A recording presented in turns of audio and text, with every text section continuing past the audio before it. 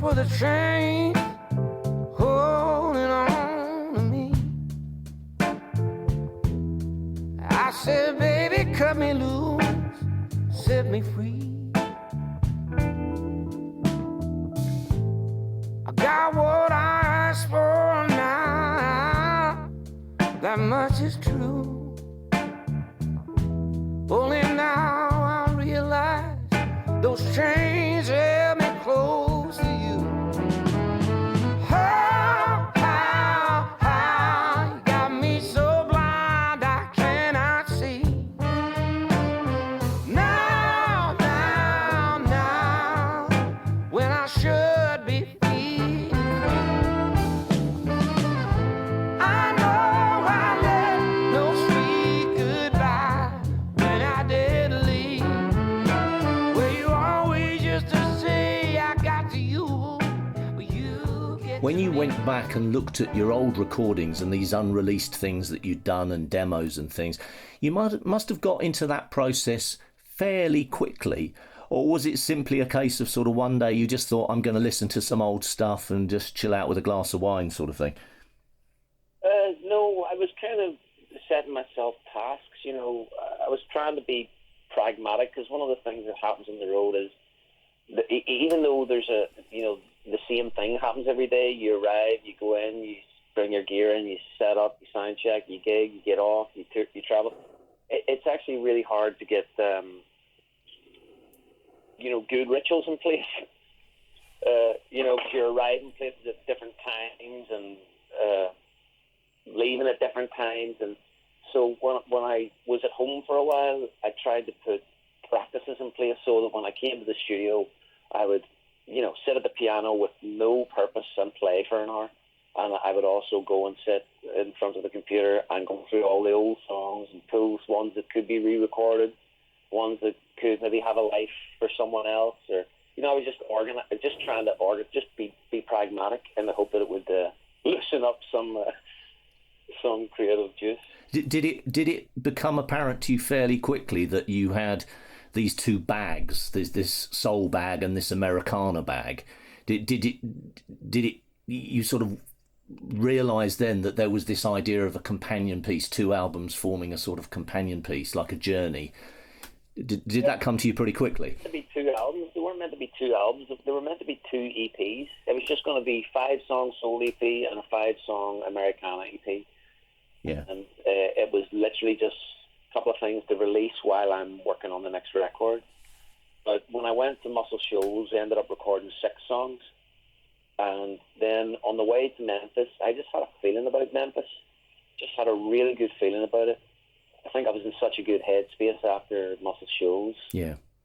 And we went in and walked in, and the room was already set up. Matt Rossbang, the guy who produced it with me, he just knew the songs by that stage, and he booked the right people. So it's a group of 10 musicians, and we went in, and in 2 days cut 11 songs straight to tape. And by the end of it, we listened through all the mixes, and I just thought, that's an album. That's an album there. Yeah. Let's just release that as an album. But you only had the 6 at that time from Muscle Shoals.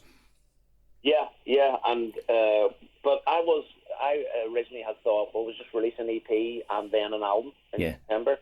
But it was actually Ed that said, why don't you just go back and record another 4 or 5 songs, whatever, and make 2 albums? So I said, okay, you're the boss. And I guess if it's worked so well, you must be on a high. You must be on a roll, thinking, okay, let's just keep going. Yeah, well, you know what? The beauty of it for me has been that it was such a, it's almost been in a way felt like a side project. Just I'm doing it, a passion project. I was doing it. I wanted to go to Muscle Shoals and record those songs because I wanted to be in that room with those musicians and experience that and walk in and sing and not think about anything else, like, for a change. And I wanted to go in and sing these old songs, and feel like my dad for a minute or two, singing songs that he would have loved to have sang with these other musicians. So I did it just for the sheer enjoyment of doing it. The fact that it turned into 2 albums is, it's gravy, Saturday night. Driving on the outskirts of town where there aren't any street lights. You ask me, baby, where do you wanna go? Baby, I just wanna know where can we dance to some good times, so.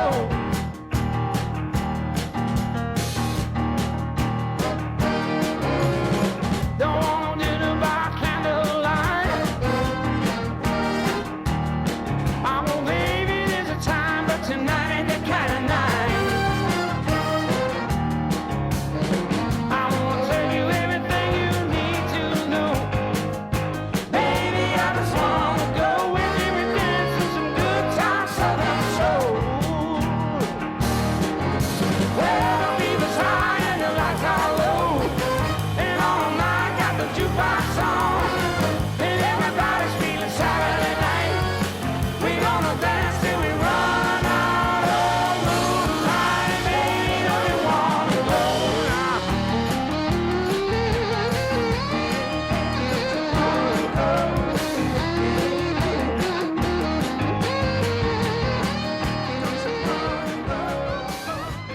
Is it intimidating walking into somewhere like Fame with that sense of history there and everything? No, it was liberating.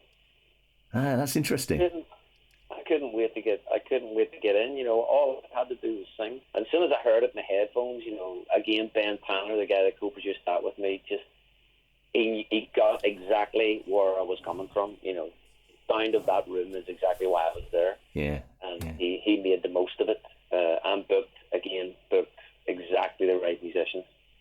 Is this the recording in these classic rooms, these classic live rooms, you know, like Fame Studios, and there's other studios around, and obviously Sun at Memphis and things.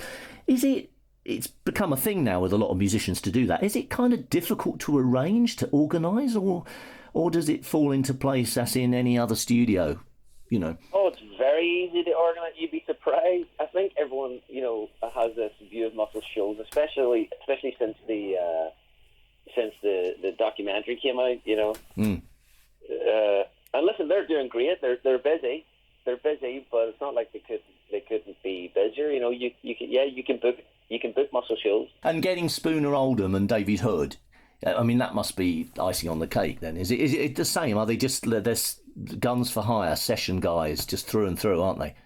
Yes, they are. They really are. I mean, I think they're at that stage where if they don't want to take it, they don't. You know, if it's just not up their street or whatever. But yeah, you can't book them. You know, I had a real moment actually when we were singing a song. We were doing a song called "Pain Never Hurt Me Like Love," and I was looking out the window at Spooner Oldham, the same Spooner Oldham, sitting at the same Wurlitzer that he sat at when Aretha Franklin was there, and he uncovered that riff for when, you know, Never Loved a Man. Yeah. You know, they brought that song into the studio and they were trying to record it all kinds of ways, and it just wouldn't come alive. And Spooner sat at the Wurlitzer, came up with that, and there the song was born. There he was, sitting at the same Wurlitzer in the same. It was such a trip, you know. It's spine tingling. Yeah, it really felt it to me. I felt them like, just really happy to be there, you know. They never hurt me like love.